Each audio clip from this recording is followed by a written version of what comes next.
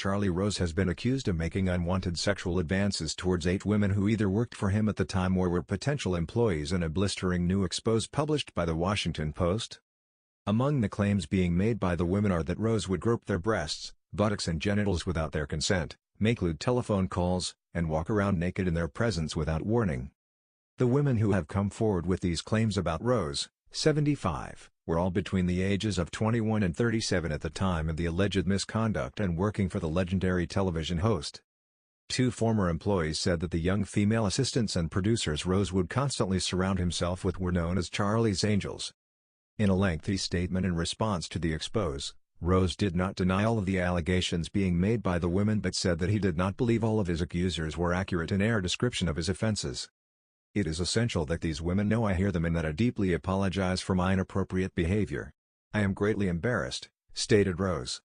"I have behaved insensitively at times, and I accept responsibility for that, though I do not believe that all of these allegations are accurate.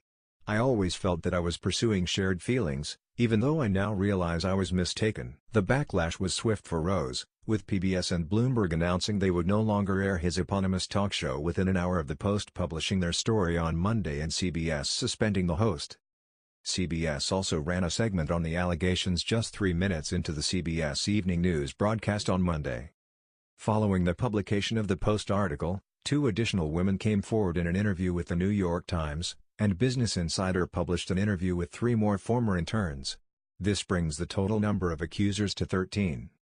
Rose, whose only marriage ended in divorce back in 1980, has been in an on-and-off relationship for the past 25 years with Amanda Burden, 73, who is a principal at Bloomberg Associates. All of the alleged incidents described by the woman in the Post story occurred while Rose was with Burden, who is the granddaughter of CBS founder William Paley.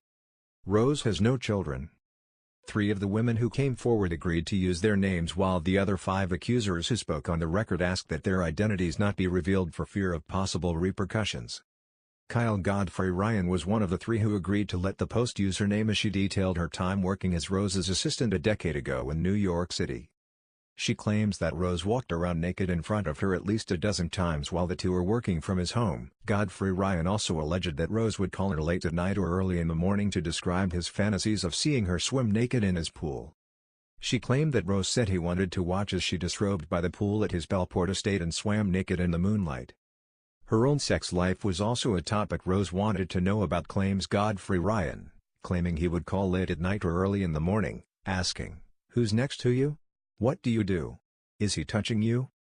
Godfrey Ryan said she just acted as though the call-in questions were not happening, a tactic she also employed when it came to Rose's alleged groping of her at work. Those incidents usually occurred after he had very publicly berated the young female employee. "It would usually entail some version of him also touching me," Godfrey Ryan said of her boss' apology. "A hand on the upper thigh. He'd give a hug but touch the side of the breast." She was later fired by Rose, she claims, when he learned that she had shared details of his behavior with a friend.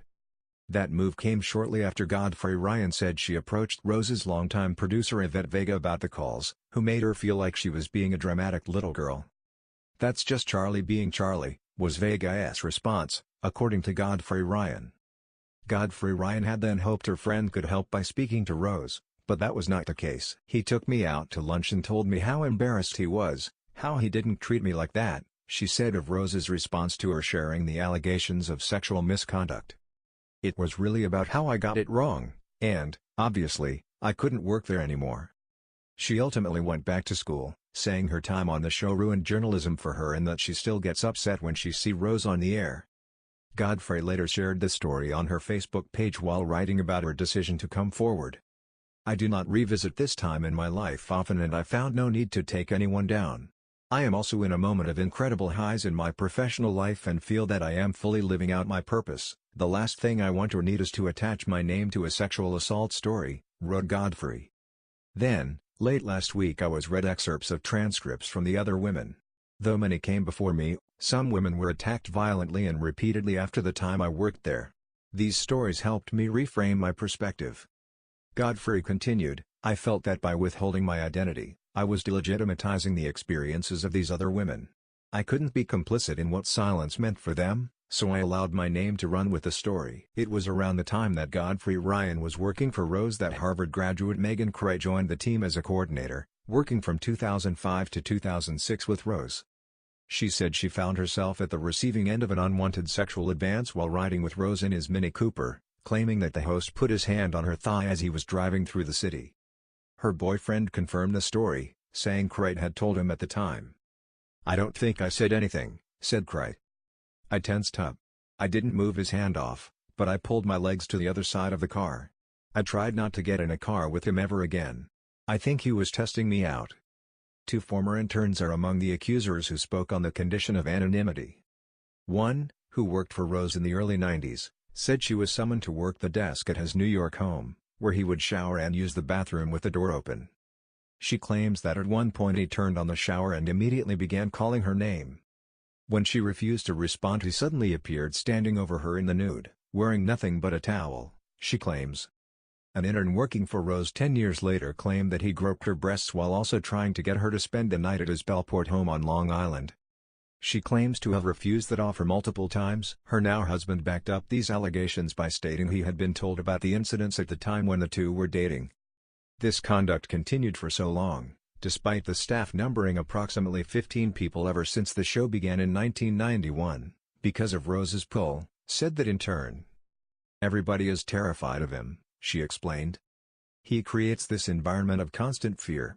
And then he'll shine a spotlight on you and make you feel amazing." The most recent encounter occurred in 2010 at the Bellport home of Rose. A woman, who asked to remain anonymous, said she had agreed to meet him there in 2010 to discuss a job. That interview quickly took a turn, however, with the woman claiming that Rose appeared in an untethered robe soon after she arrived and tried to stick his hand down the front of her pants. She began meeting with Rose in 2009 about a possible job, noting that these always seemed to occur in unconventional settings like a dinner with his friends and once a weekend lunch. Then, in June 2010, she received an email asking her to come to his Bellport home for the weekend. "As I mentioned, I'm going to my place on Long Island tonight to write. And then coming back tomorrow for a dinner. This is to invite to visit," wrote Rose. "You have your own wing of the house, or even a guest house, it's on the water, plus Olympic pool, tennis court, plenty of movies and books and sailing, and I run on the beach at sunrise and sunset." He later noted, "This has no influence on our dialogue about work projects." She agreed to the meeting and soon found herself arriving at the home after midnight with Rose, who she seemed to think might be slightly inebriated. Rose gave the woman a tour of the property, she claims, and then went to change after getting his pant leg wet in the pool. He came out in a robe that he left untied and yelled at her when she began to speak about abuse of power, claims the potential employee. Rose then allegedly tried to put his hand down her pants. "By the time he touched me the first time, he was already very angry," said the woman. "I was scared, and I was also kind of frozen." She said that she soon found herself in his bed but does not remember getting there, and alleged he again tried to stick his hand down her pants while asking, "Baby, oh baby, why are you crying?" Once he fell asleep, she made her escape, and the next day Rose acted as if